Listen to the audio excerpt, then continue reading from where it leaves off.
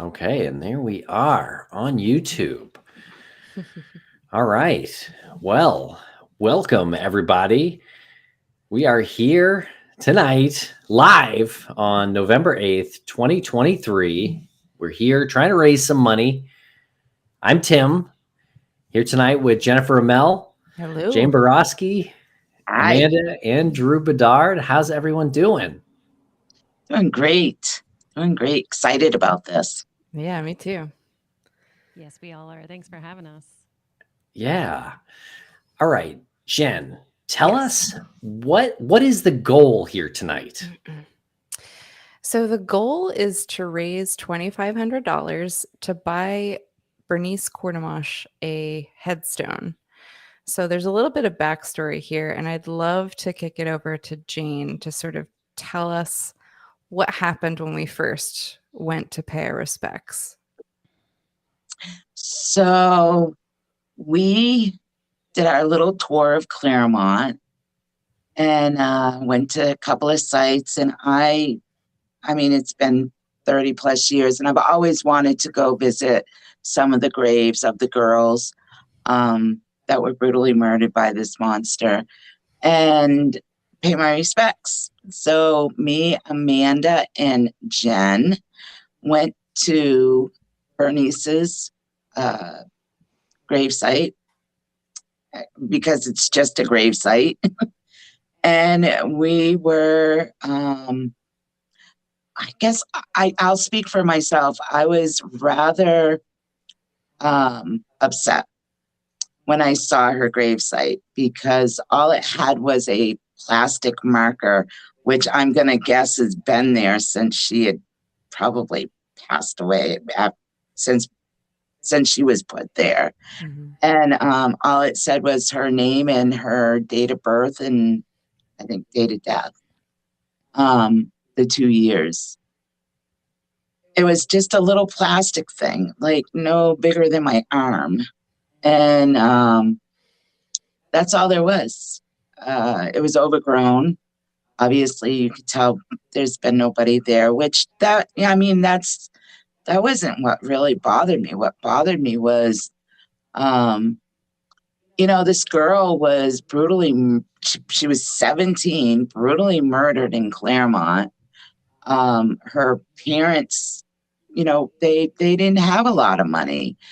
So, never mind, they had to pay for, a funeral, probably pay to have her body transported back to Claremont. And so they didn't have the money for the stone.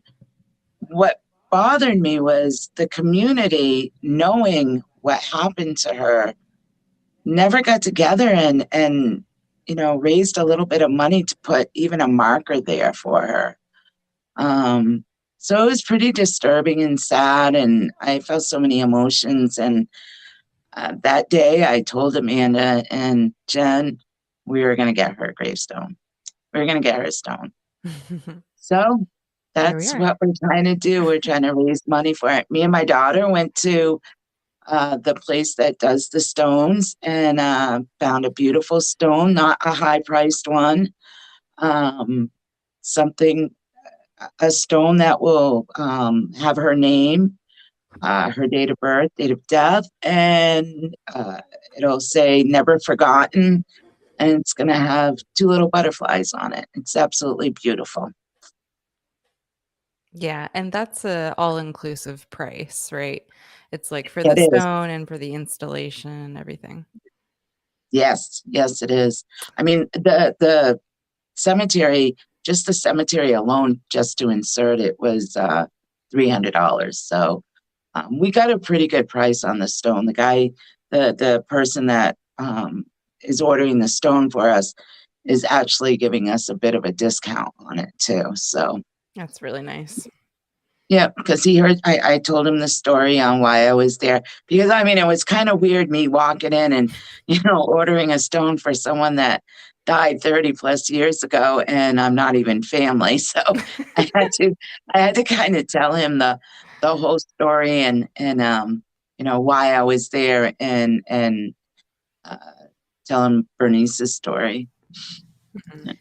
Well, can you share with us a little bit about Bernice's story and about the, I guess, connection that you share with her? Bernice in the 80s went missing, and they found her body, or her remains, but 2 years later, Jen. Yeah. And come to find out, they believe that she was murdered by the Connecticut River Valley serial killer, which we believe is the same monster that attacked me. So I've always had like a connection with all of them. There's 7 of them, or 8 of them actually, and so I've always had I don't know, a weird connection with them. And I don't even really want to say weird. I thought about them a lot over the years. Being the only survivor, and they didn't survive. Kind of, yeah, I'll have a special place in my heart. Yeah, that makes sense. I mean, it seems like you carry them around with you daily. And through your work, like with Dark Valley and with Invisible Tears, you've come to know these women a little bit better, like know certain facts about their lives and stuff. But Bernice in particular, I don't know if you feel this way, Jane, but I certainly feel like I wouldn't say like more sad or anything, but it hits me harder because she was so young. I think she's one of our youngest victims. If we are counting like Heidi Martin, I believe she was like 15 or 16, so still a teenager herself. But yeah, I mean, you said it best, Jane. Like you said, why didn't the community come together when a child was taken from it? It's just crazy. I guess you have to kind of put yourself back in that time and in that place. I mean, you were living sort of near Claremont. You're in, where were you? Was it Keene as well? Yeah, I was in Hinsdale, In Keene Hinsdale. area. Yeah, right. Yeah. And like you hadn't really been paying attention to the news. Like you didn't know that there were these like murders happening from year in and year out. Or did you? Did we talk about I this? didn't. Not before my attack. I did not know. Right. Before. So I don't know how plugged in the community was to like what was going on. And then additionally, Well, go I ahead, have to jump in there because, please. Claremont was a small community back then. And when Bernice went missing and when her body was found, or her remains were found, that was in the paper. That was news all over Claremont, because at that time they started finding the bodies or the remains of the other woman too. Mm-hmm. So, I mean, it was pretty, the news was all over it. It was, and being such a small community, I know with my community, with my attack, now I survived, Mm-hmm. but in my community, everybody knew about my attack. Everybody knew me. Everybody knew about my attack. So, I still like meet people and they're like, oh, you're the one that was pregnant and attacked at Gamarlos. Yes, I was. People still talk about it. And I'm sure people in Claremont still talk about, Bernice and Ellen Freed and Eva Morse and the rest of them. So I kind of find it hard to believe that people in that community didn't know. Yeah. I just find it hard to believe. Yeah, that's a fair point. I mean, it was all over the news, especially given her age. There was quite a few articles in various newspapers. I was just trying to give them the benefit of the doubt. um, but another point I want to make is that in interviewing Bernice's boyfriend at the time, he was kind of describing her home life. And she lived outside of town, like kind of in the sticks. I forget exactly where, but it wasn't in Claremont proper. Newport, I think. No, it wasn't Newport. Unity? Maybe. I might have been Unity. But I think she lived in a trailer with her family, and they kind of had like a small farm, had some land nearby and stuff. And I guess the point I'm trying to make is that Toby described her family as very insular. They never had friends over. They never went out. They never went into town. And I don't know why that is. Maybe they just felt the need to like stay out in the countryside. Um, but I wonder, because they were so disconnected from the community, like even if people knew about her disappearance and her later murder, if they didn't even know how to start organizing, like, or even reach her family, I don't know, maybe a confluence of those things. Maybe, Yeah. maybe. But 30, however many years later, we're trying to be that community and Yes, we are. gather Absolutely. together. Yes, we are. Yeah, and I would like to bring Amanda and Drew into this conversation. And Amanda and Drew, can you tell us a little bit about yourselves and your connection to the area and with Jane? Sure, I can start it off. So Jane was actually my babysitter growing up. She's a great family friend. I've known her my entire life, and I've actually known her story ever since I was a young kid. One of my earliest childhood memories is the Unsolved Mysteries episode, which highlighted Jane's attack. So I've grown up knowing Jane's entire story, knowing what happened to her, and we spent countless hours around one another at family events and everything. But it wasn't until just maybe 5 or 6 years ago where Jane was able to actually felt, I think, comfortable enough to really open up and start talking to me about the case. And then it just opened up sort of that flood wave of, I've had so many questions for you, Jane, that I've been waiting to ask, but I never knew how to actually talk to you about this subject, thinking that it was just going to be too difficult for you to talk about. So that's where I came in. And, when Jane wanted to have that opportunity to have a platform to talk, her daughter actually recommended that she reach out to me to try to get this, process started for her. So that's where I come in. And then Amanda, you can take it from there. And then naturally, when Drew comes in, that's where I come in, right? So, as you mentioned, Tim, when you introduced us, we're married. So, I actually met Jane through Drew, and we've been together, God, seems like forever, but at least 7 years now. So, very early on in our relationship, I actually met Jane camping, actually over at the campground. And immediately when I met Jane, we had some sort of unspoken connection. I like to say it was my warrior soul recognized hers. Um, we we instantly got along. We instantly felt like family. And then Jane actually started seeing me professionally, because I have a wellness practice. I'm a Reiki master and a certified professional life coach.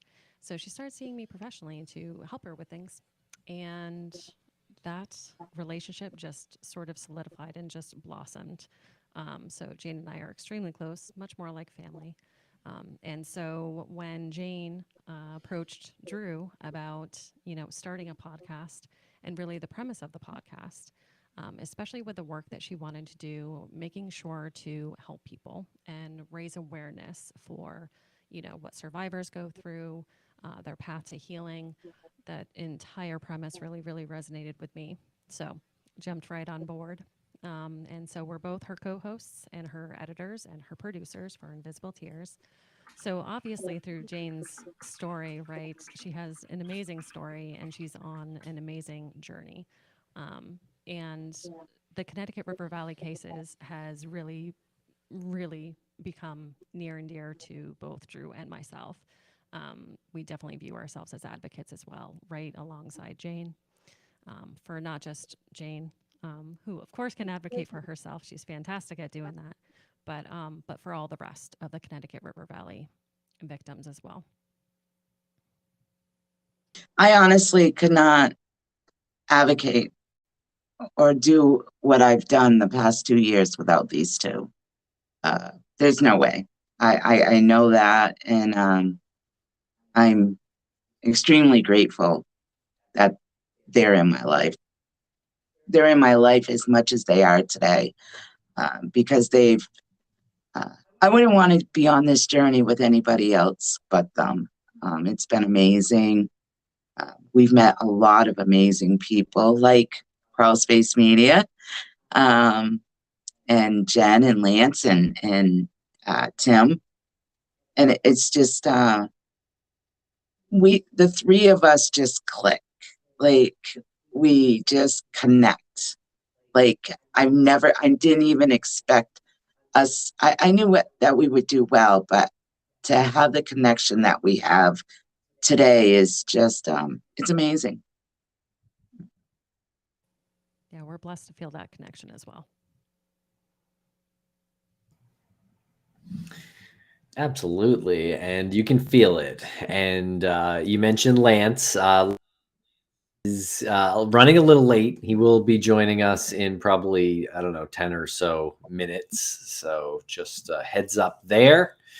Okay, Jen, let's reset this auction here and find out where are we at numbers wise on the amount of money we're trying to raise for the headstone, but also the auction for the painting. You're on mute, sorry. Hello?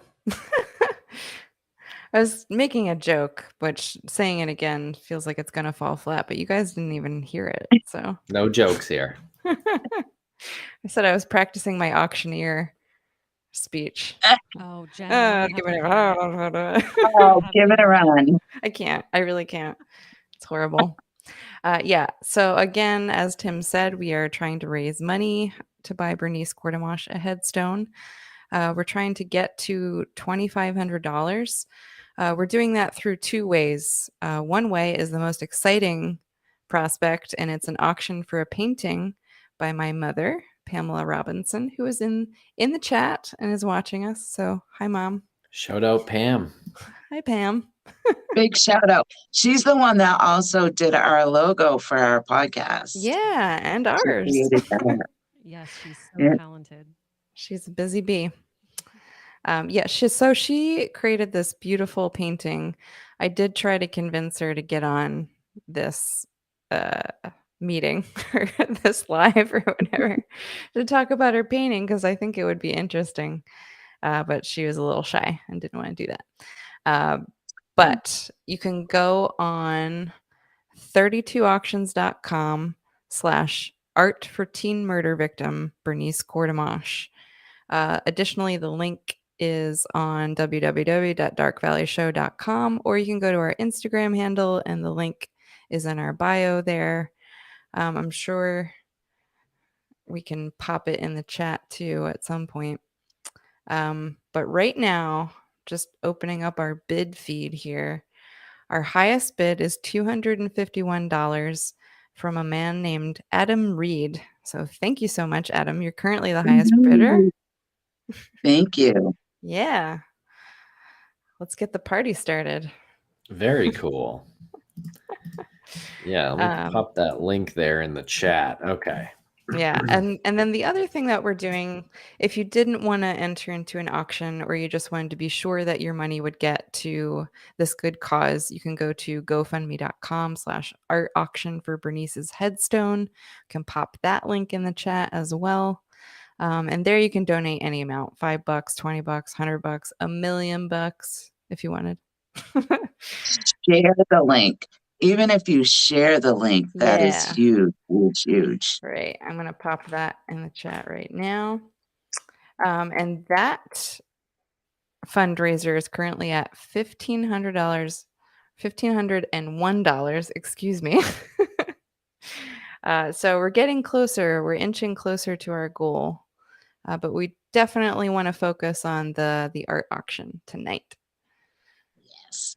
So we'll be checking this periodically to make sure we're highlighting, in real time bids that are coming in. Awesome. I'm really bad at this. You're doing great. And you are doing awesome. Yeah, can we describe the painting?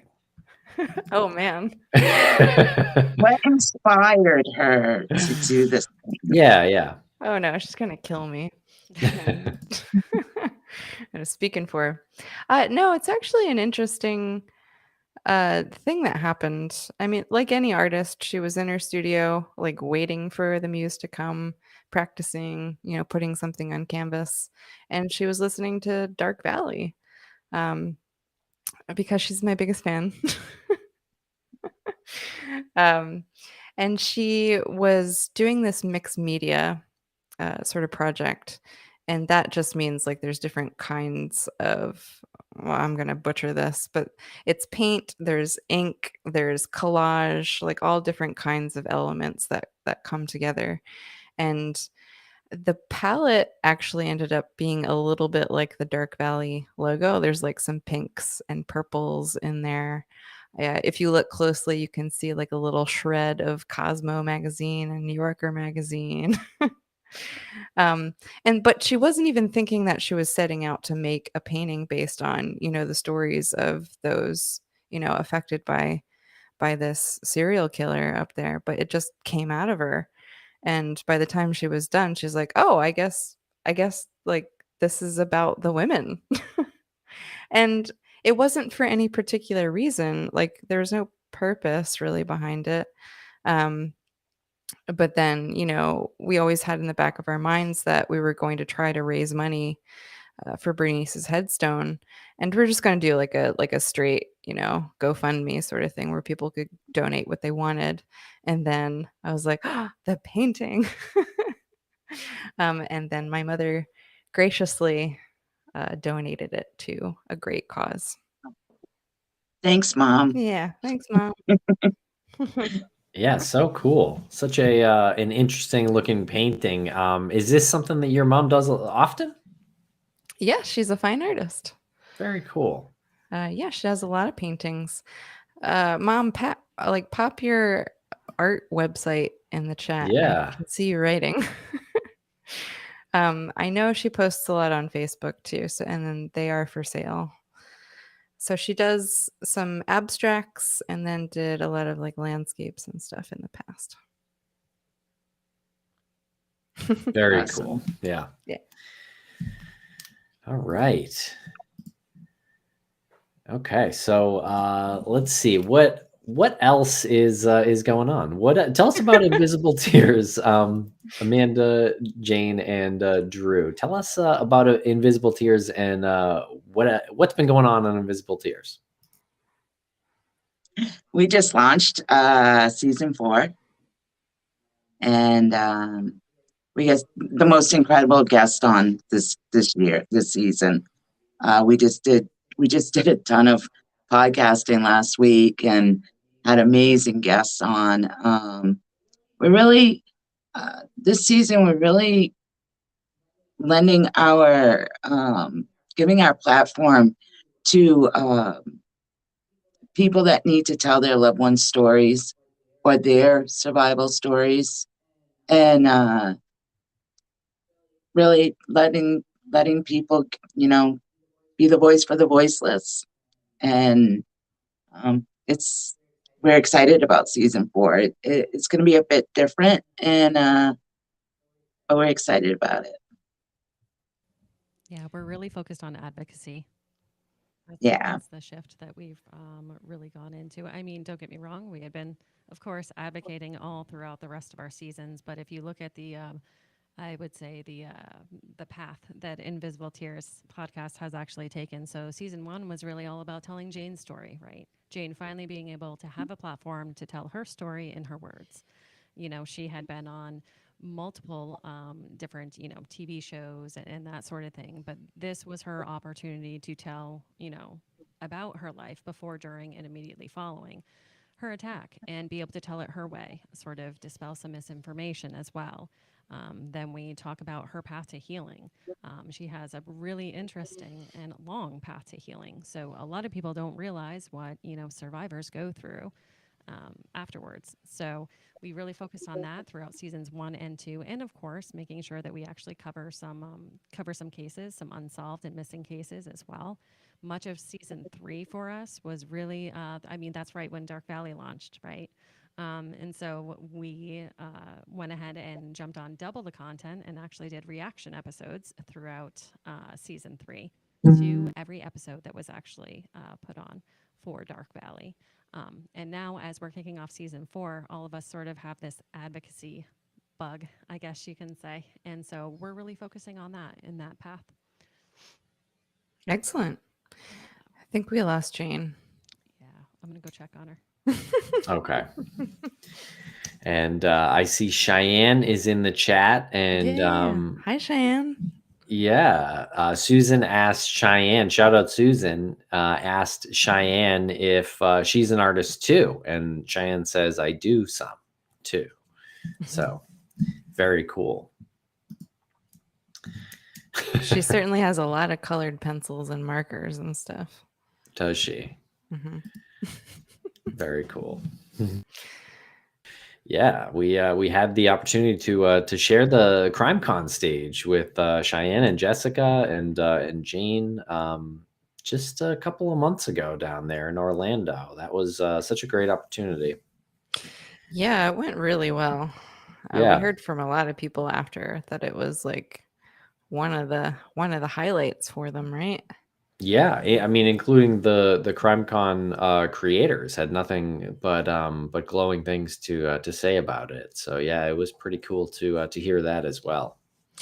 Yeah, and that's just by virtue of Jane and her family being there, I think. It's moving. Yeah, no, It absolutely. is. It's not from us. It's from it's from the story and Jane's story of survival and her daughter Jessica and her story of survival as well. And then Cheyenne is there as well. And that's kind of it really is an amazing presentation and moving for those reasons.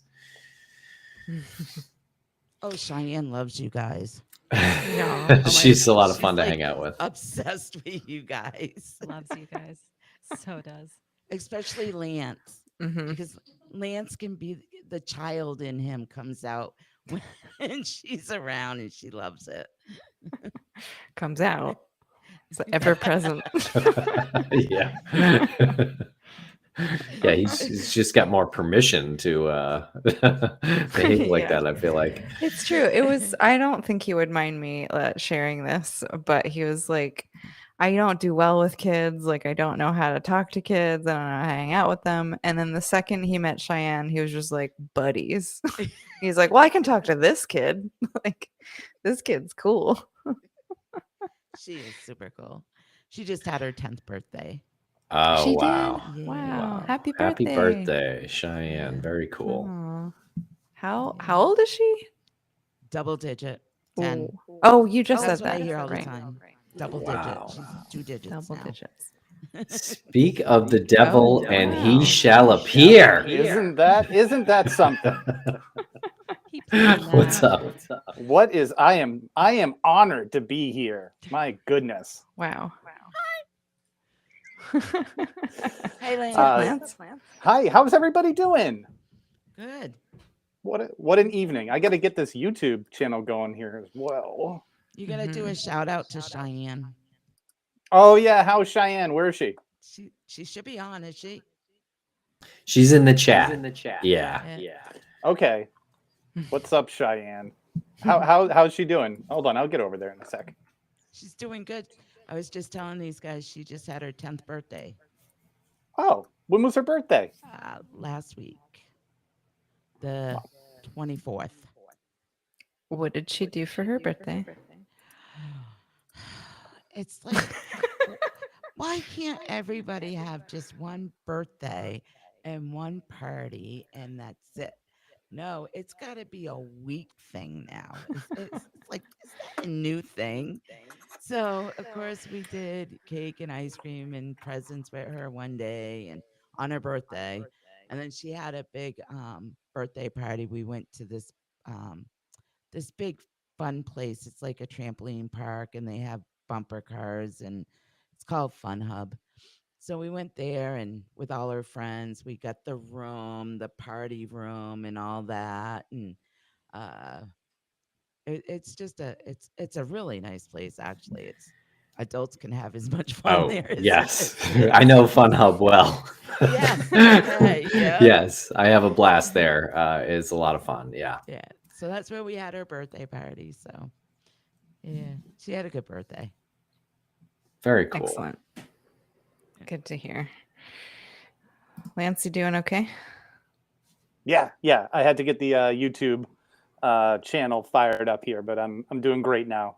Like when you enter into something and you know that you're running late, and then you're finishing up from something else, and you're running late, and then you're like, I gotta get there, and then when you get there, you just have all this pent up energy. So it's like, it's like I just need to breathe for 2 seconds. But okay, there we go. Cheyenne, hi, I'm good. All right, awesome. Hi, funny boy. She said. Funny boy.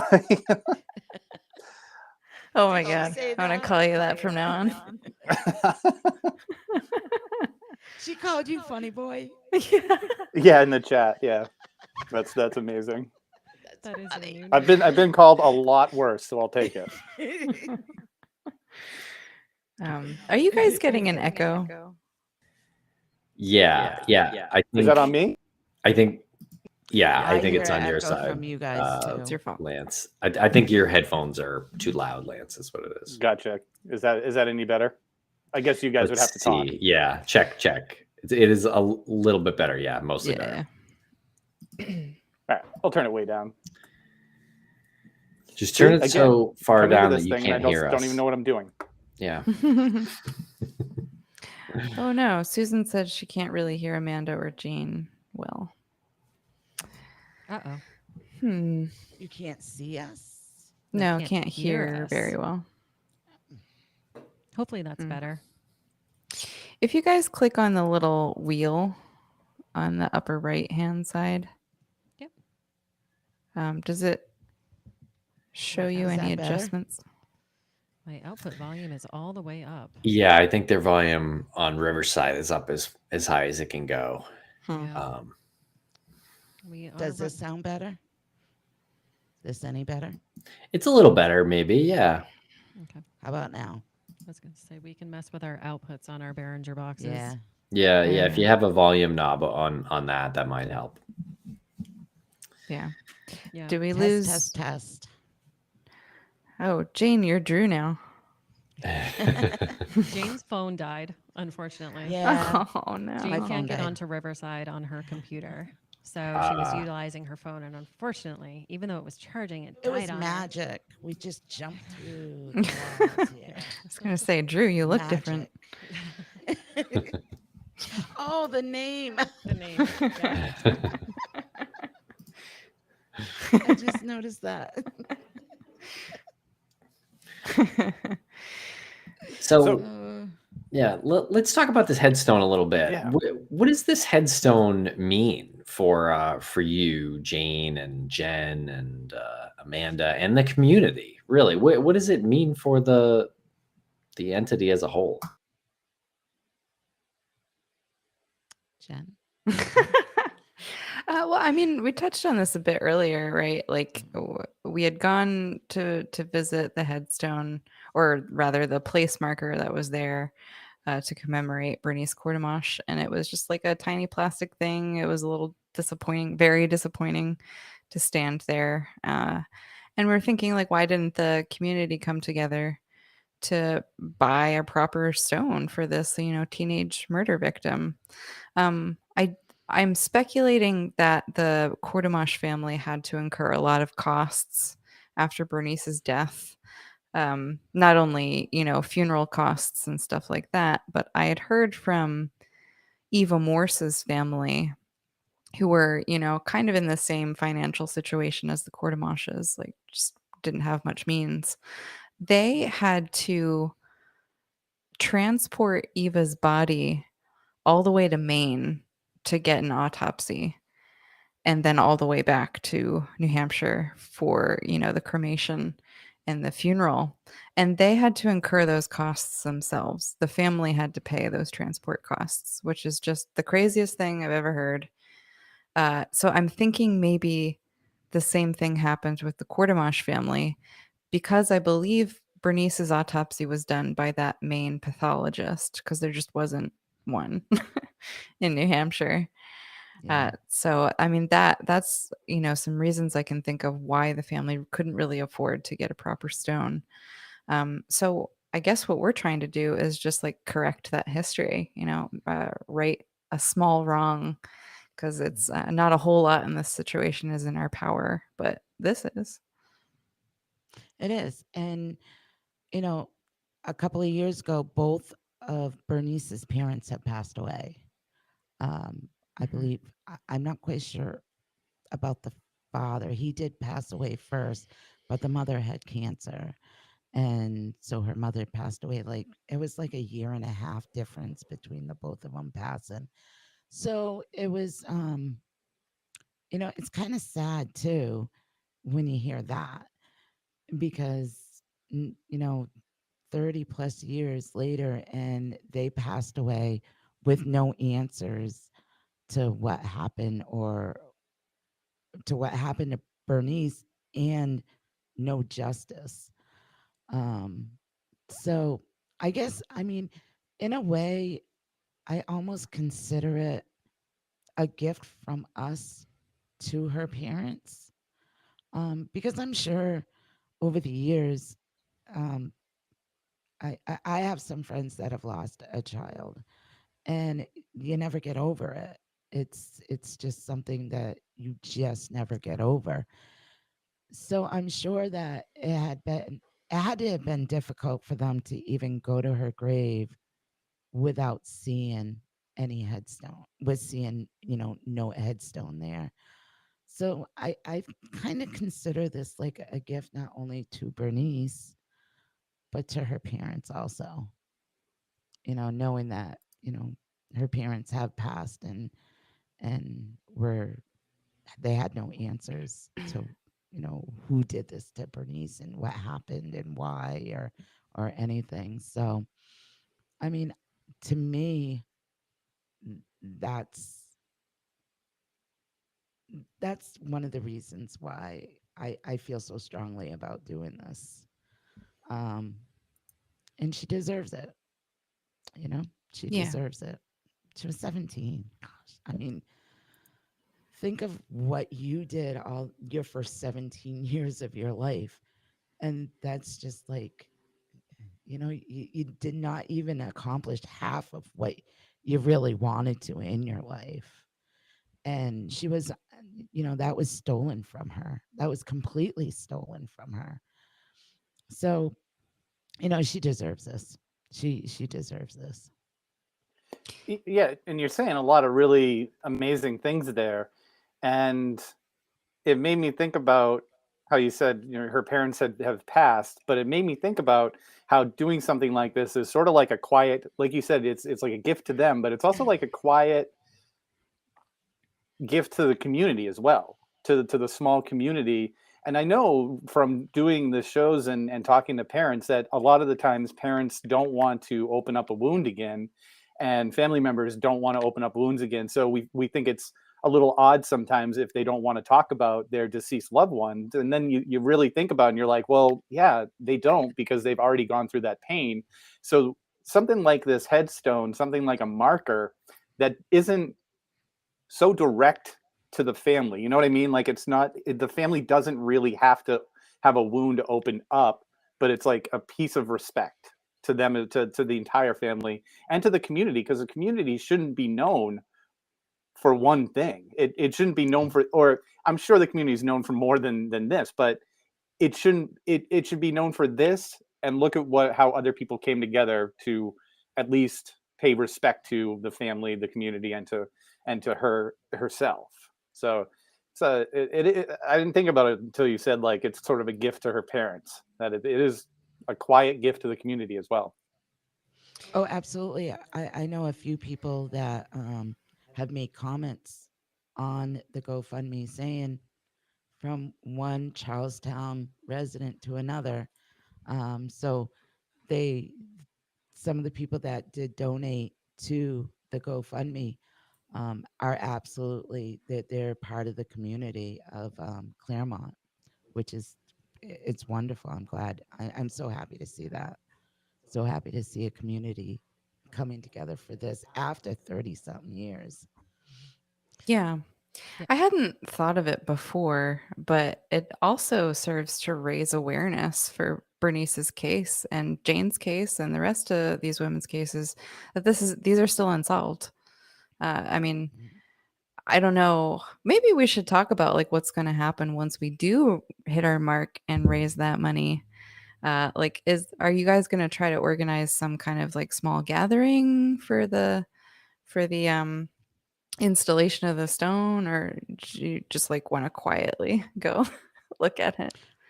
I hadn't decided. Like I was at first, I was like, well, maybe we should get a hold of, the local newspaper up there and a couple of newspapers and see if they can do an article about, we donated, we raised enough money and the community helped donate her stone.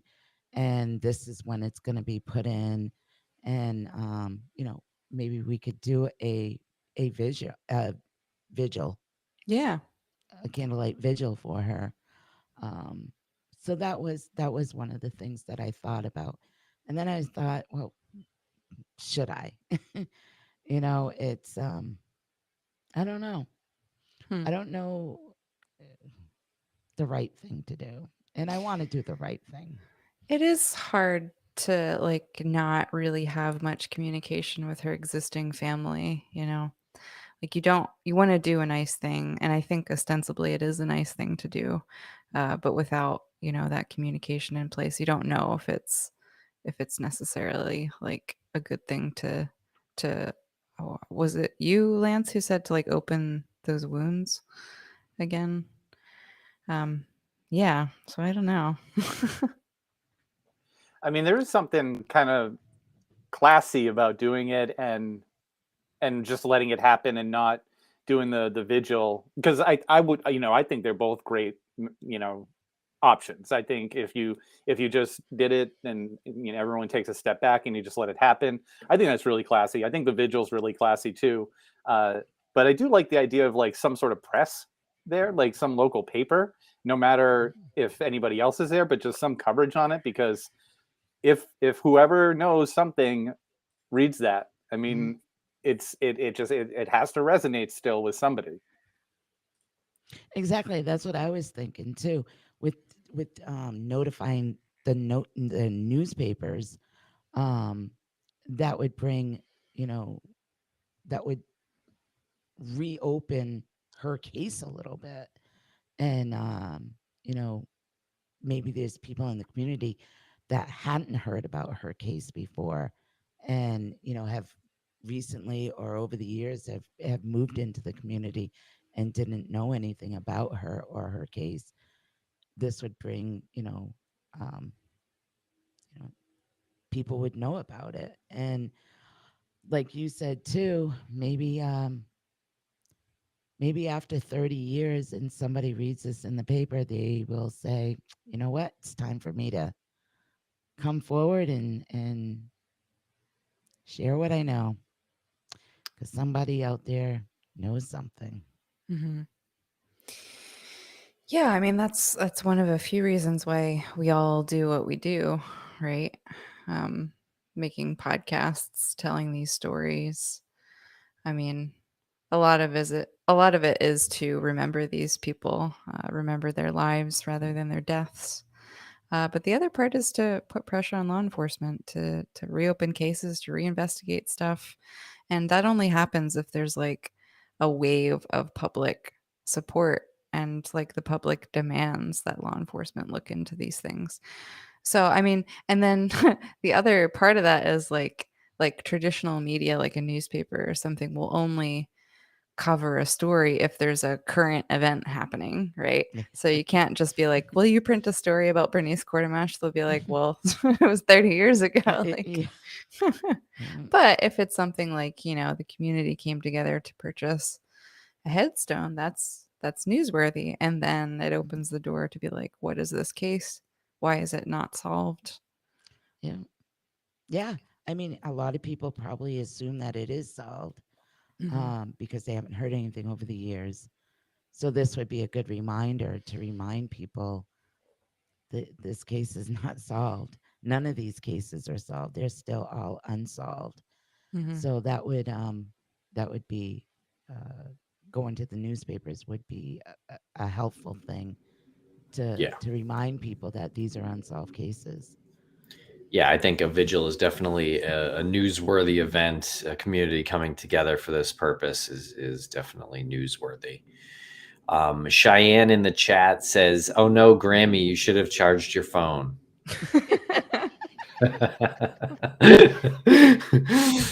And Update. Susan, forgot. Susan in the chat asks, "Will there be butterflies on her stone?" Yes, there will be 2 butterflies, one in each upper corner. Yep. That's so cute. So yeah, I mean those. Yeah. Sorry, Tim. I was just going to ask about the symbolism there. Oh, me too. You go. What's the symbolism? Lance. Amanda, you want to ask that too? What's the symbolism of the butterflies, Jane? Everybody steal the question. Oh, butterflies have always been special for me and Jessica. It's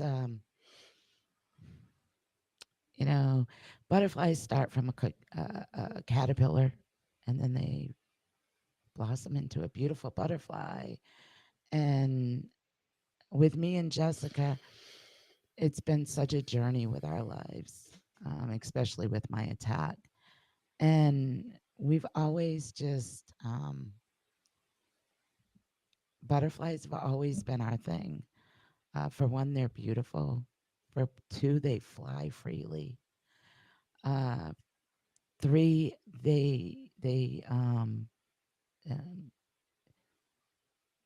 they transform from a caterpillar into a beautiful butterfly.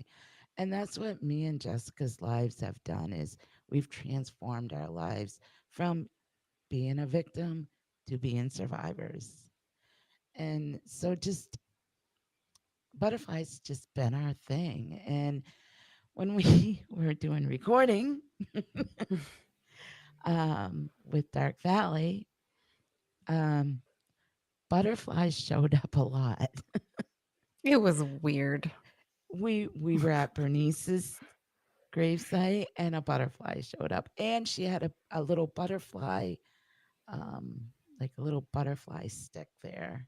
Yeah, it was like a little plastic one, right? Yeah, Yeah. a little Stuck in the plastic ground. thing behind the marker. Yep. And then when we went to where we thought, where we think that Ellen Freed was brought, I had 2 butterflies flying around me. They were circling you like over and Yeah. over again. Yeah. It was wild. So butterflies is just our thing. I mean, I've got a lot of butterflies at home on our walls. We've got butterflies in our office here. Those are the first 2 things we put up on our walls in our office was the 2 butterflies, which Amanda will show you right there. That's not a butterfly. That's Drew. So yeah, it's so I felt like, putting the butterflies on Bernice's stone, just for one, they're beautiful like she was. And maybe this will give her a little sense of peace to, fly around and be free. I guess that's the best way I could put it. Yeah, and in some sense, the butterflies have come to represent the women who were killed, Yeah. like their spirits or something, that they're all around us all the time. Yes. Yeah. Yep. So I think that's a very appropriate symbol to put on her marker. All right. Well, I agree now too. Tim fought Pam in the chat says, "You can't just let a young girl be murdered and disappear forever without even a marker, as if she never existed at all. It's so sad. I'm so glad there will be a proper headstone finally." Yes. Thanks, Thank Mom. you, Pam. Yes. And Thanks. I Susan am says, too. yeah. And Susan agrees. She says she deserves to be honored and remembered. Yes. Yes. And that Thank is you, one Susan. thing that is going to be on her stone. Never forgotten. That is going to be on her stone too, because she's, until the day I die, every single one of these women will always be remembered. I will never let them be forgotten. Ever. Ever, ever. Did you know that the butterfly was a symbol of, you said transformation, but a symbol of rebirth and life beyond death? Like, Did not know that. yeah. So that's a big symbolic gesture, putting it on a grave marker. That Wow. like if you were at a grave and butterflies are flying around you, in certain cultures, those are the spirits. Yep, That's what. I Yeah. was just going to say, Lance, that yes, butterflies most often can actually be considered messengers. Oh, interesting. Yeah. Well, they certainly were for Jane. Yeah, they were. It's good Oh. to know. It's kind of a good feeling to, and I don't know how spiritual people really are. Amanda, because of Amanda, I have become a very spiritual person, and You're welcome, Jane. I'm a true believer. Everything happens for a reason, and I always when I with the butterflies. I feel like they're around me, that they're kind of telling me that they're thankful that I'm speaking for them, that I'm being their voice, and that I'm not allowing them to be forgotten. And I mean, it could be true, it could not be true. I don't know, but I believe that, and that makes me feel good. And it's I don't know. That's how I feel. Well, we're Yeah. renaming Dark Valley to Dark Butterfly. Actually, Butterfly Valley would be good. That'd be a very different show. Just entomologist. Yeah. Not selling a lot of ads on that show, I don't think. No. Oh my goodness. Well, So- what are we up to? Yeah, I was just going to ask for an update. Let's Yeah. check it. I Oh don't wait, know. if there's any... we have drops here that we need to use for this. Oh, thank God.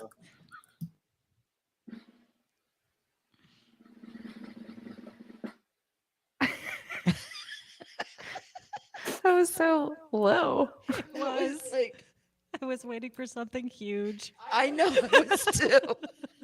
It's like da-da-da-da. That's all I got. What do you want?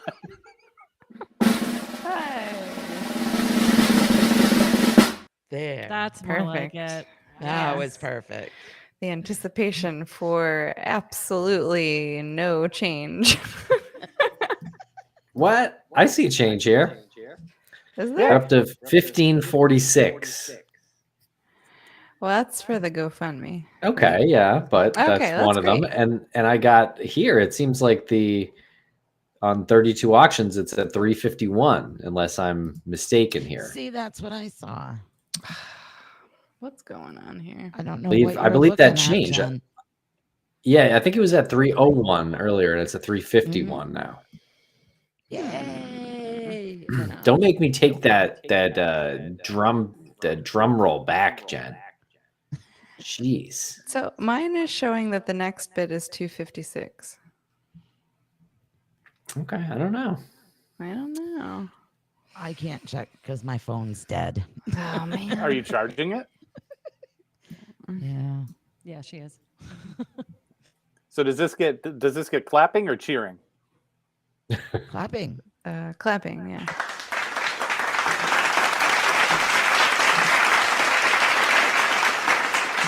Yay. Oh, now it says 351. Okay, great. All right. Nice. Nice. Nice. And Does then it say who? I am trying to get back to that. This website is very confusing. You should get a Mac, Jen. Oh my God. You know, I've had a lot of problems with my PC lately. Me too.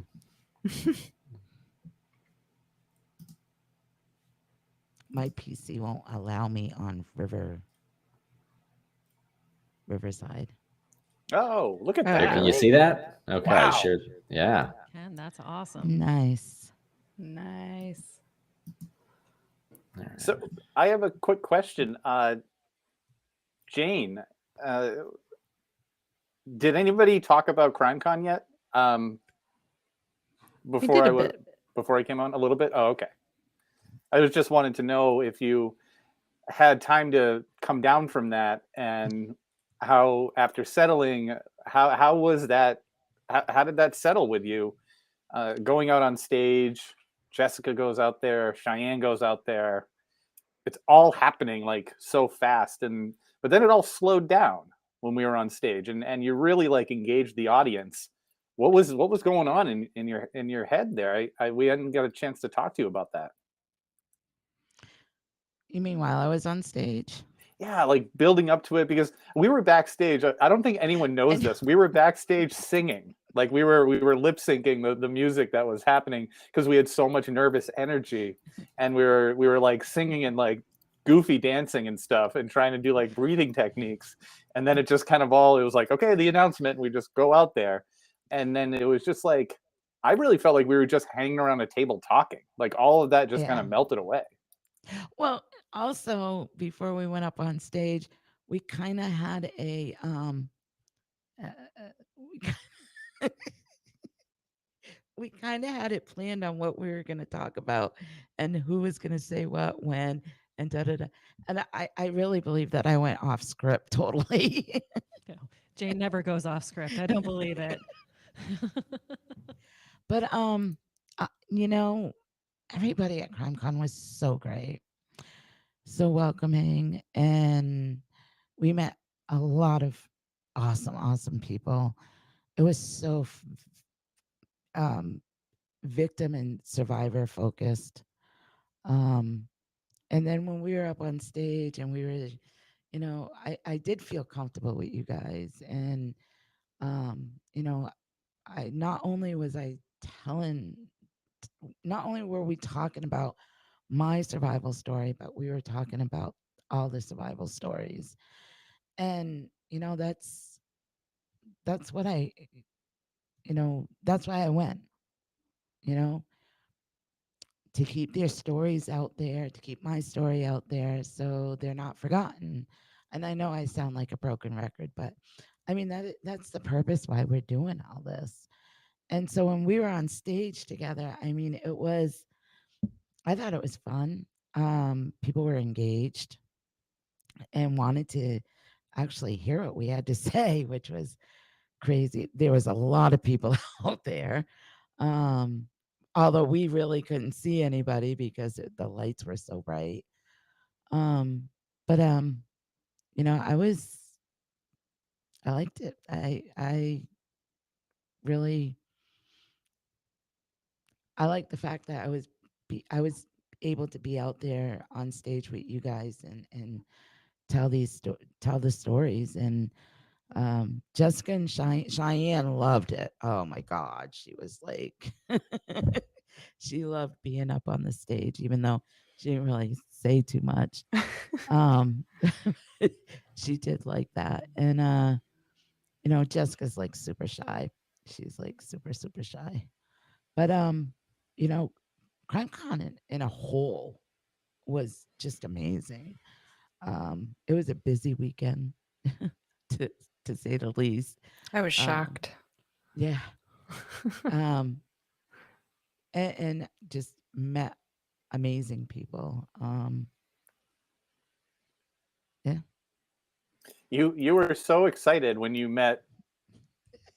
I'm not gonna. Yeah, you met so many people. You met so many people over the weekend, and you walked over. You came back, and you were almost crying with excitement. Tell everyone who you met, and you were. It was the greatest moment of your life. Derek from Big Brother. Yep. He was the Big Brother winner. Derek Lavasser.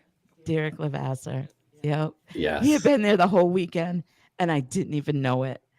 And I hadn't really had a chance to hit all the tables. So it was Sunday afternoon. Some people were packing up. You guys were packing up. Everybody was getting ready to go.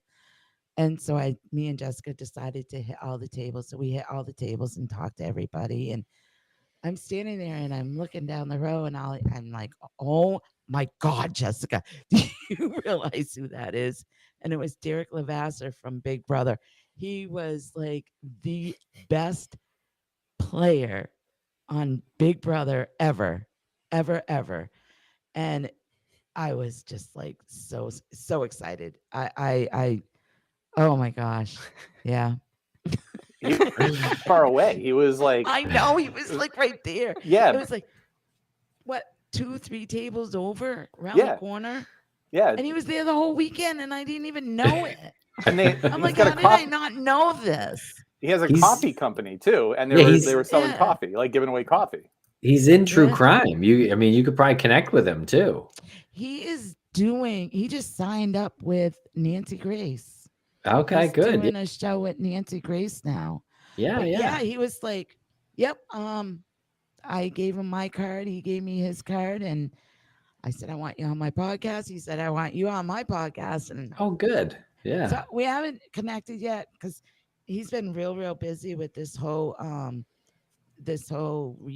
connecting with Nancy Grace's show, Mhm. collaborating with her show. So I thought you were I'm going to gonna say give because of the it- Big Brother finale. that's on tomorrow night, It is. Oh my I God, that know. show is still on. Thursday night. Yes, it is. You bet your butt. Yep. Mhm. No idea. Listen to So him. you He's such a watch Big fan. Brother, Tim? I do watch it actually. Because Yeah. I ran over to Lance and Lance wasn't excited at all. I said, I had Lance, no you idea. know who's over there. And he's I- like, and I'm like, Derek I- from Big Brother. And he's like, I'm like, oh my God, you don't know who that is? I might know. And he doesn't watch it. I was like, Knowing shocked. Derek a little bit only from this stuff is so weird to learn that he's like this big celebrity in the Big Brother world. Like I was explaining to I think both Lance and Jen at CrimeCon, I think before that moment that it's so weird how he's like, I don't know, most people know him from crime and they don't like care about that, but if this was like a Big Brother convention, he would be absolutely swarmed because he really was the best player ever. He was the on GOAT that of show Big Brother, that I've greatest seen. of all Yeah, time. yeah. Yep. Absolutely. Yeah, he really was great. Yeah. So Yep. little And gushing he's here. a detective, and I think he said something about he's doing now private investigating too. Right. Yeah. So- Yeah. That's what made him so great because he was a detective before when he went on the show. He was an actual working police detective, and so he was kind of playing the Yeah. information game better than anyone's ever played it on that show. Yeah, because he his profession with the detective stuff was he I believe drug task force or drug. He had to work with informants and things like that. Oh my goodness. Ed- Sorry, Oh, no. Jane, just you hear that laughing? Yeah, that's Jane because the computer that she was just on just died. 1 moment. please. Okay. Is anything charged over there? Mine is. You I'm guys just have gonna make her plugs? stay here. Just the Yeah. lemonade. Well, nice. Well, while that happens, something happened during the conversation that cannot go unnoticed, and that is Jen drinking what looks like moonshine out of a glass moonshine container. Why do you have moonshine? Straight vodka. This is my migraine remedy. Straight vodka is your migraine Straight remedy? vodka. Wow. From a jar. I make it From in a my mason toilet. jar. Some prison hooch. Was Podcaster Derek who's- from Boston? I don't remember. Was he from? There's Barco in the chat asks, was he from Boston? He seems like a Boston masshole. Yeah, he might have been. He might have had some. Might have been from this area. I can't really recall. Maybe New York or somewhere in that. He in does this have that vicinity. kind of swagger to him. Yeah, a little bit of that vicinity. Maybe that kind of attitude. But The coffee was good. right? You had some of Good. the coffee. Was it? I didn't have any of the coffee. And furthermore, I don't want to know about how good his coffee is because he's good at Big Brother. He's good at the crime thing. And like, I don't like enough. That's it. Okay. I know. Yeah. Leave some talent for the rest of us. It's like the Donald Sir. Glover of reality TV. Yeah. I mean, come on. He ain't picking those beans or whatever, you know. What? Where's coffee come from? I don't know. No. Beans, right? Dunkin' Donuts. Comes from Dunkin' Donuts. Anyway, but yeah, no, great dude. All right, well, we've hit the hour mark. Is there an update on the amount of money raised that we can give here? Well, let's see. Oh my God. Oh, should we do another? Oh, sorry, I think I Tim and I paused canceled each other out.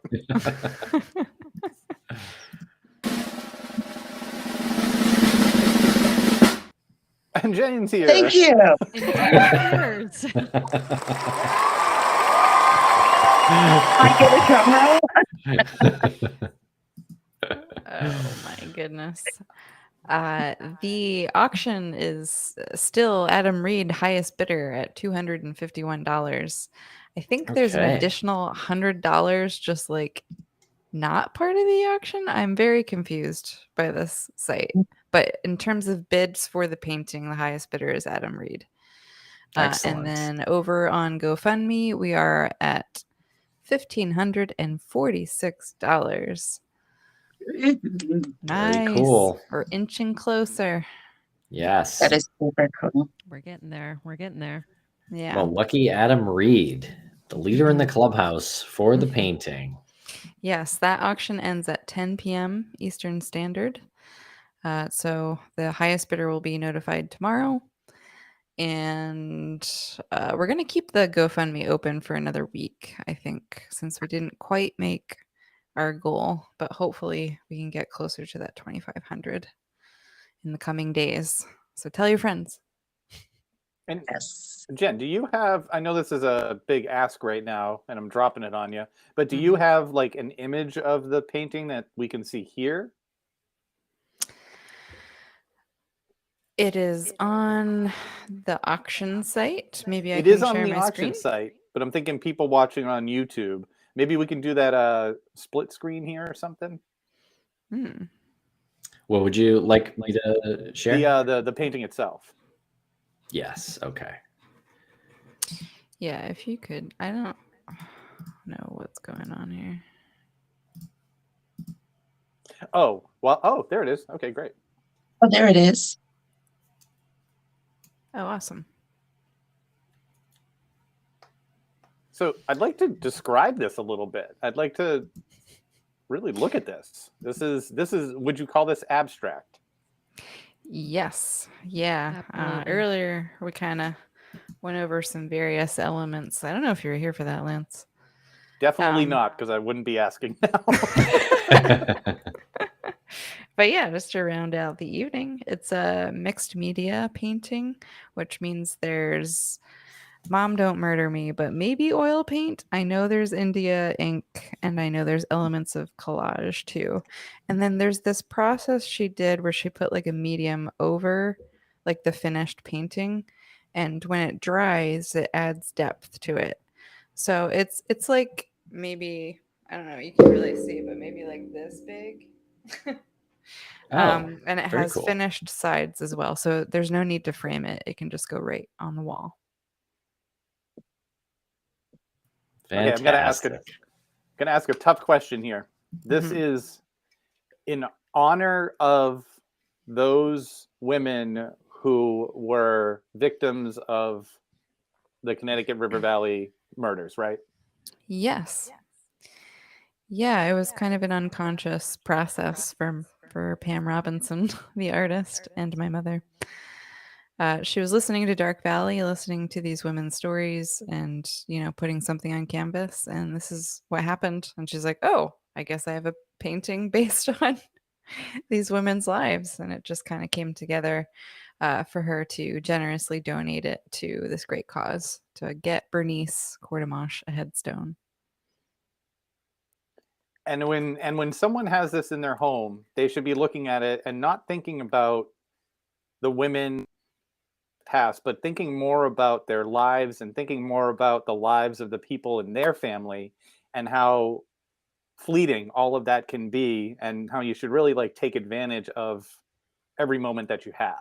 Because I know it's like really difficult to wrap your head around honoring, creating art that's honoring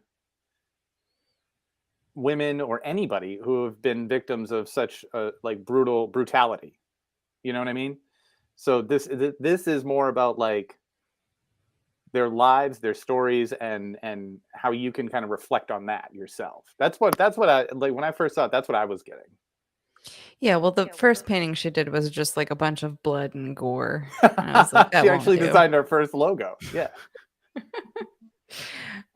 Yeah, you don't necessarily have to like put it on your wall and contemplate death unless you are into that sort of thing. It's a cool painting just on its own. The colors are interesting. It's bright. It's quite modern.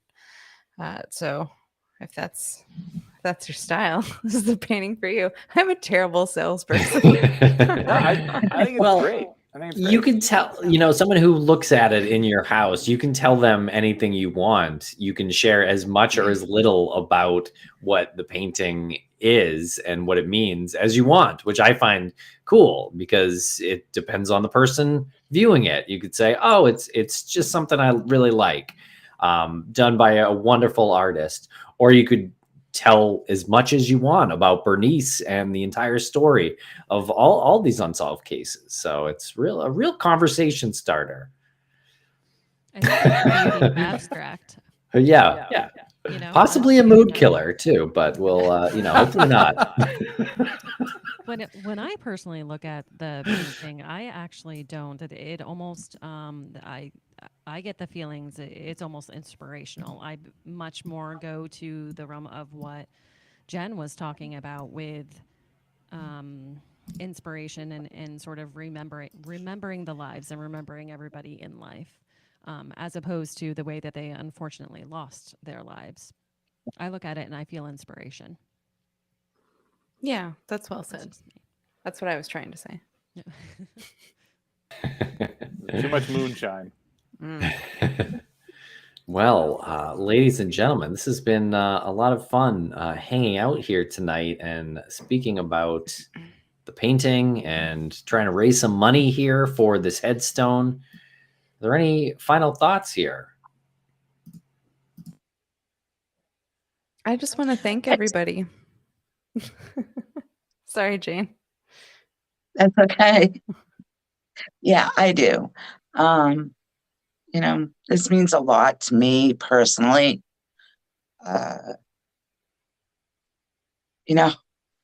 Sometimes I think about it and, it could be, you guys could be raising money for my headstone,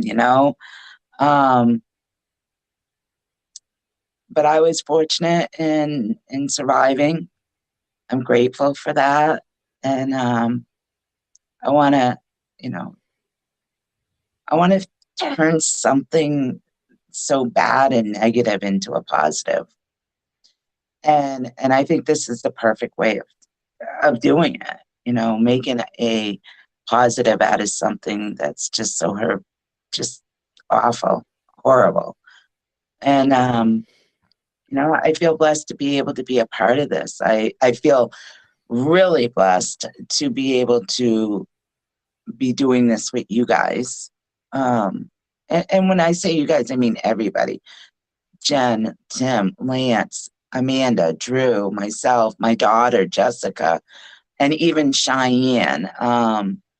She knows a lot about all this stuff and knows about the stone and why we're doing this. And, she asks every once in a while, how's the GoFundMe going? So, I'm thankful that I'm able to do it with all you guys. And, Jen, you have done such a wonderful job with talking about all these women and their lives before their horrible murders. And, I want to thank you for that because, I couldn't do it that well, but you did. You did a great job with talking about these women and making people realize that they had lives before they were murdered. And, you did a great job with that. Thank you, Jane. Well, You're that welcome. that mission came from you. Like I was just following your orders. You're like, find out about these women.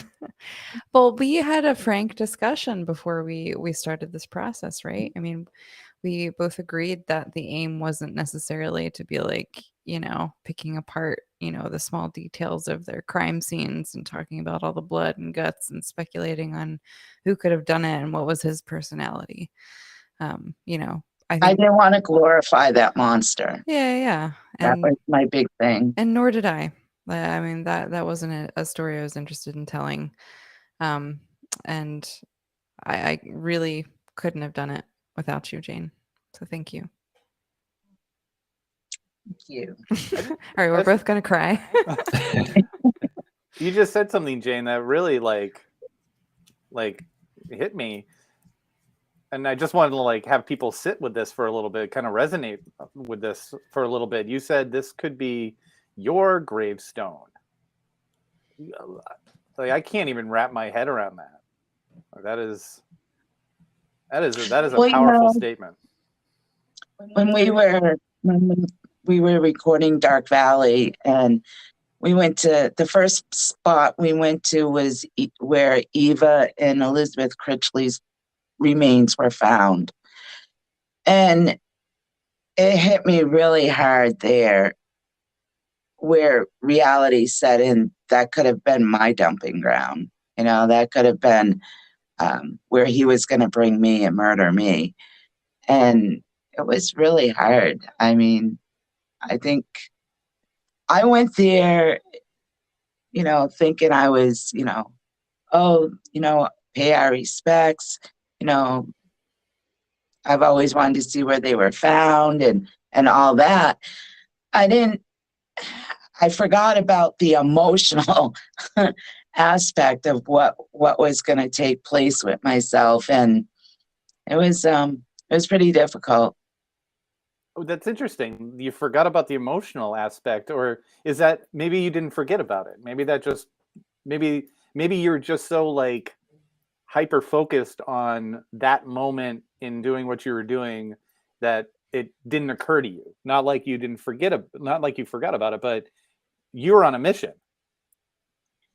I think when we went into it, I was so focused on them, on all the girls, that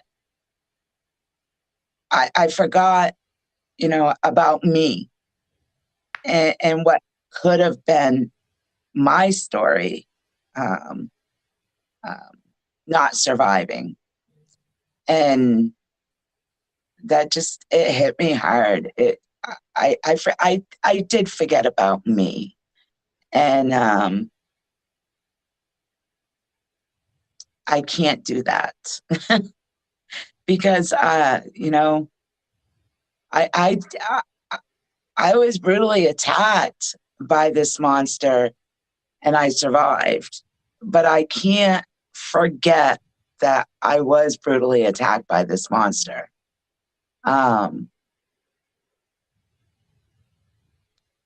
But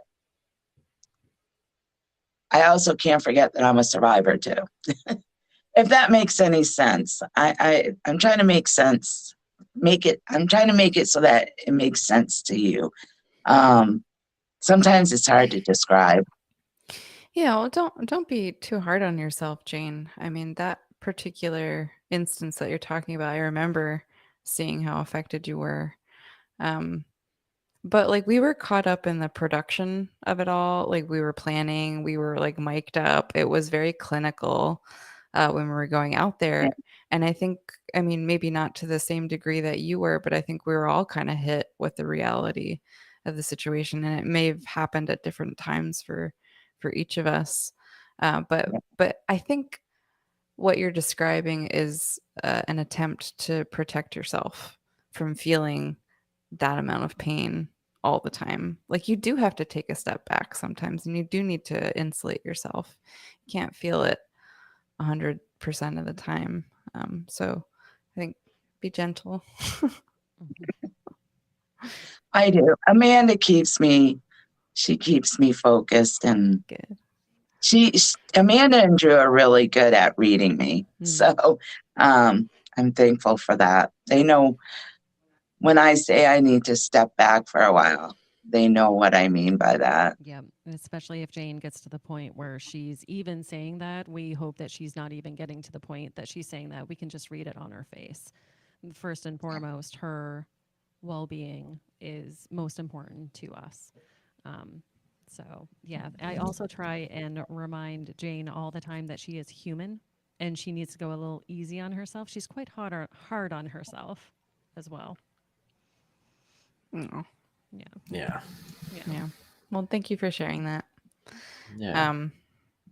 Definitely want to kind of close on something my mom wrote, Pamela Robinson, in the chat. She said, "Thank you to the people who bid on the painting. I hope whomever wins it enjoys it as a beautiful celebration of life." So thank you, Mom. I Very hope that nice. too. Beautiful. We'll make announcements for the winner tomorrow on Instagram. Thank you. Thank you, Jane. Yeah. Thank you, Amanda. Yes. Thank you, Drew, Tim, Lance, Thank you. Yeah. all our Thank you, listeners. guys. Thanks everyone who watched and participated and donated. We really appreciate it. And yeah, follow up on Instagram. There will be more about this painting auction, but also the headstone.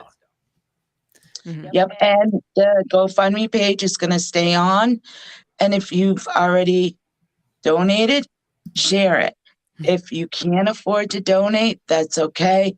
Share the GoFundMe, though, with all your friends. The more we get the GoFundMe out there, the more, hopefully people will be more likely to donate. So keep sharing that GoFundMe page, please. Please, please. Yes, well said.